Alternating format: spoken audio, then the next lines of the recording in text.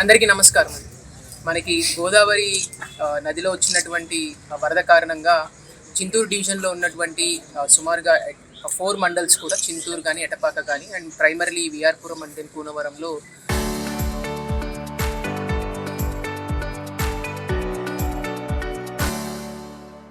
మనకి వరద యొక్క ప్రభావం కనిపించింది.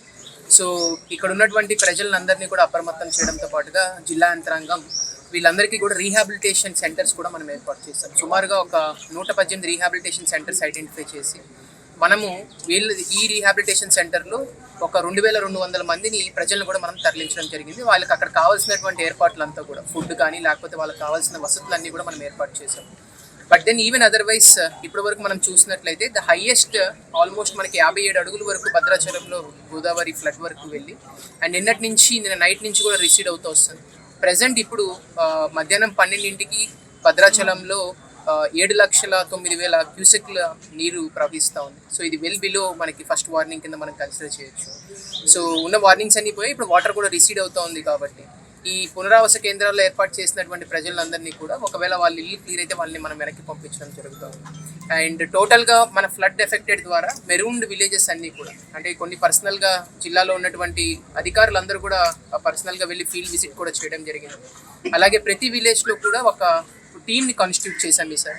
సో రెవెన్యూ నుంచి, పోలీస్ నుంచి, అలాగే పంచాయత్ సెక్రటరీ నుంచి ఒక టీం కూడా కాన్స్టిట్యూట్ చేసి వాళ్ళకు ఉన్నటువంటి బాగోగులన్నీ కూడా చూసుకుంటూ అక్కడ మెడికల్ క్యాంప్స్ పెడతా వాళ్ళకి కావాల్సినటువంటి ప్రాబ్లమ్స్ అన్నింటినీ కూడా దగ్గరుండి చూసుకునేలాగా మనం టీమ్స్ని కాన్స్టిట్యూట్ చేయడము అండ్ పై స్థాయి అధికారులు కూడా ఫీల్డ్కి వెళ్ళడము. సో ఇప్పటి వరకు మనం సుమారుగా 12,400 ఫ్యామిలీస్ని ఎఫెక్టెడ్ ఫ్యామిలీస్ కింద ఫ్లడ్ ఎఫెక్టెడ్ ఫ్యామిలీస్ కింద గుర్తించడం జరిగింది. సో వీరందరికీ ఎసెన్షియల్ కమోడిటీస్ అంటే మనకి ప్రతిసారి ఇచ్చే విధంగా ఫ్లడ్ రైస్ ఒక 25 కేజీలు, అలాగే వీరందరికీ potato 1 KG, onion 1 KG, oil 1 KG, అలాగే దాల్ 1 కేజీ కూడా మనము శాంక్షన్ చేయడం కోసం ఆల్రెడీ ప్రభుత్వానికి నివేదిక అందించడం జరుగుతూ ఉంది. అండ్ ఈ రోజు నుంచి ఈ ఎసెన్షియల్ కమోడిటీస్ డిస్ట్రిబ్యూషన్ కూడా స్టార్ట్ చేస్తూ ఉన్నాం మన డివిజన్. సో ఈరోజు అలాగే రేపు సాయంత్రం కల్లా ఎఫెక్టెడ్ ఫ్యామిలీస్ అన్నిటికీ కూడా ఎసెన్షియల్ కమోడిటీస్ డిస్ట్రిబ్యూషన్ కూడా కంప్లీట్ చేయాలనే ఒక టార్గెట్ కూడా పెట్టుకోవడం జరిగింది. మోర్ ఆర్ లెస్ వీటన్నిటిని కూడా కంప్లీట్ చేస్తాం. మనం ఆల్రెడీ ఇండెంట్స్ కూడా రేస్ చేసి ఇవన్నీ కూడా పొటాటో కానీ ఆనియన్ కానీ మనకి ట్రాన్స్పోర్టేషన్లో ఆల్రెడీ కొంత మనకి డివిజన్కి ఆల్రెడీ వచ్చేస్తున్నాయి. వాటితోటి మనం ఈరోజు ప్రైమరీగా మేజర్లు ఏవైతే ఎఫెక్టెడ్ ఉన్నాయో వాటిలో ఆ విలేజెస్లో మనం స్టార్ట్ చేసి రేపు ఈవినింగ్ కల్లా ప్రతి ఒక్క విలేజ్లో కూడా ఏవైతే మెరూన్ అయినాయో, ఏవైతే వరద వల్ల ఎఫెక్ట్ అయినాయో వీళ్ళందరికీ కూడా మనం ఎసెన్షియల్ కమోడిటీస్ అందించడం జరుగుతుందని చెప్పి మీకు తెలియజేస్తూ ఉన్నాం. అలాగే పోస్ట్ ఫ్లడ్ యాక్టివిటీస్ అంటే యూజువల్గా ఫ్లడ్ వెళ్ళిపోయిన తర్వాత రోడ్స్ క్లీనింగ్ కానీ, శానిటేషన్ కానీ అండ్ డ్రింకింగ్ వాటర్కి సంబంధించినటువంటి రీస్టోరేషన్స్ కానీ, ఏవైతే సోర్స్ ఉంటుందో డ్రింకింగ్ వాటర్ యొక్క ఆ సోర్స్ని క్లియర్ చేయడం కానీ, దీనికి సంబంధించి అధికారులందరికీ ఆల్రెడీ దిశానిర్దేశం చేయడం జరిగింది. వాళ్ళందరితో ఒక మీటింగ్ కూడా ఆర్గనైజ్ చేయడం జరిగింది. సో ప్రతి ఒక్క విలేజ్కి అక్కడ ఉన్నటువంటి ఆఫీసర్స్ని కాకుండా స్పెషల్ ఆఫీసర్స్ని మనం డిప్లాయ్ చేసాం.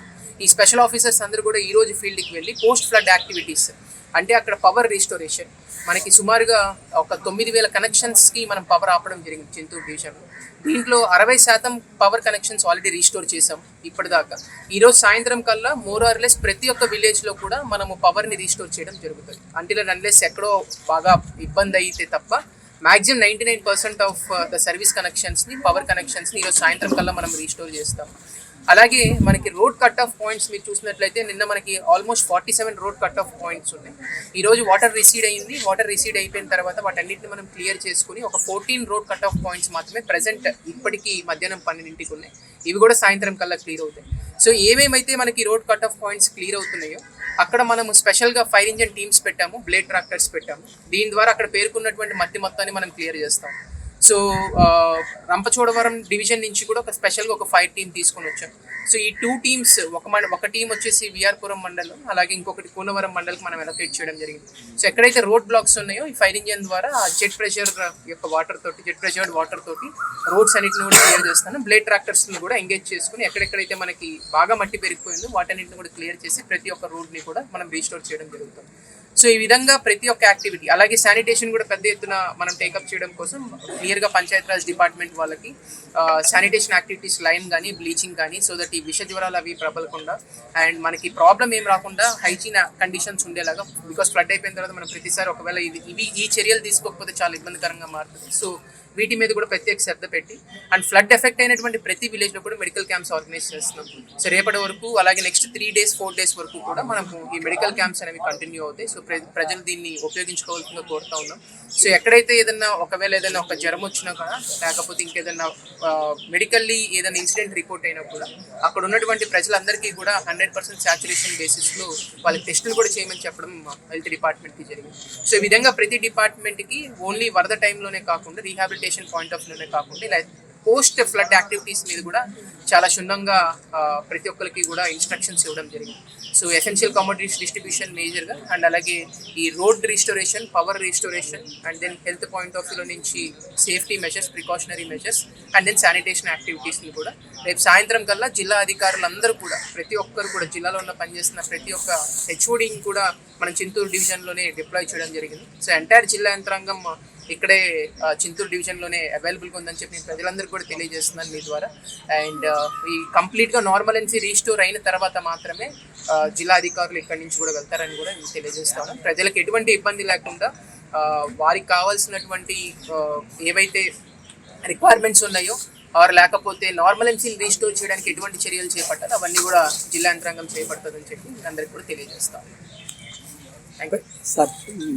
మొబైల్లో కూడా అక్కడ మెడికల్ క్యాంప్ పెట్టించాము. దాని తర్వాత అక్కడ మెడిసిన్స్ పెట్టాం. మెడికల్ క్యాంప్ పెట్టడం ఓన్లీ మెడిసిన్, డాక్టర్ లేకపోతే అక్కడ ఆశా వర్కర్స్ ప్రతి దగ్గర మనం డాక్టర్ని పెట్టలేము ఎందుకంటే అంతమంది డాక్టర్స్ ఉంటారు కాబట్టి ప్రతి విలేజ్. బట్ దెన్ అక్కడ మెడికల్ క్యాంప్ పెట్టి అక్కడ ఆశని పెట్టాం. మనం వీళ్ళకి కావాల్సిన మెడిసిన్స్ని కూడా సఫిషియెంట్గా స్టాక్ చేసుకుని ఉన్నాం. సో అందుకనే మనం ఇమీడియట్గా రియాక్ట్ కూడా అవ్వగలిగాం కొన్ని సిచ్యువేషన్స్. బట్ మీరు చెప్పిన పాయింట్ కూడా డెఫినెట్లీ